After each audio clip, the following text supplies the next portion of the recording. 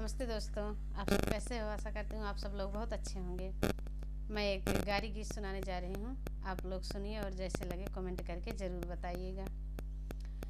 राम लखन जब आए महलिया हो, राम लखन जब आए महलिया हो, देखनी आई सब नारी, हाँ सीताराम से भजो। अरे देखनी आई सब नारी, हाँ सीताराम से भजो।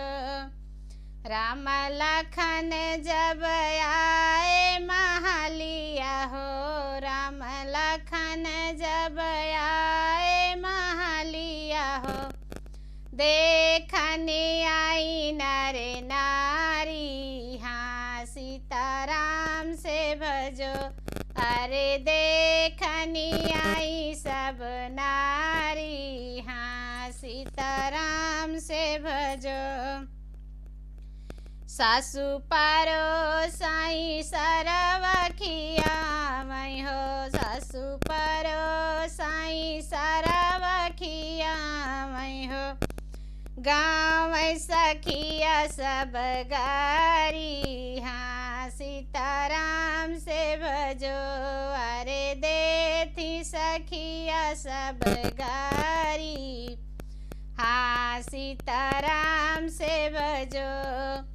सासु पारो साई सारखिया मैं हो, सासु पारो साई सारवखिया मैं हो, अदे सखिया सब गारी, हाँ सीताराम से भजो।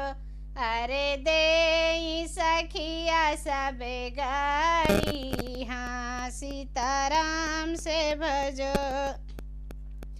सखी गाँव दुआरे के चार बरतिहा जियो जियो, सखी गाँव दुआरे के चार बरतिहा जियो जियो। दुल्हा के चाची बड़ी चुलबुलिया, दुल्हा के माई आई बड़ी रसिया, दुल्हा की माई आहई बड़ी रसिया, लड़कन के देती विचार बरतिया जियो जियो। अरे लड़का के देती विचार बरतुआ जियो जियो। दुल्हा के चाची बड़ी चुलबुलिया, दुल्हा की चाची बड़ी चुलबुलिया, रोज रोज घूमे बाजार बरतिहा जियो जियो।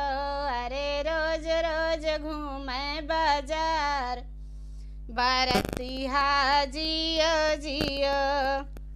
सखी गाँव दुआरे के चार बरतिहा जियो जियो, सखी गाँव दुआरे के चार बरतिहा जियो जियो। दुल्हा के बुआ बड़ी चिलबिल्ली हो, दुल्हा की बुआ बड़ी चिलबिल्ली हो, अरे खोजथी बड़का सियार बरतिहा जियो जियो। अरे खोजथी बड़का सियार बरतिहा जियो जियो। अरे खोजथी बड़का सियार बरतिया जियो जियो, सखी गाँव दुआरे के चार बरतिया जियो जियो।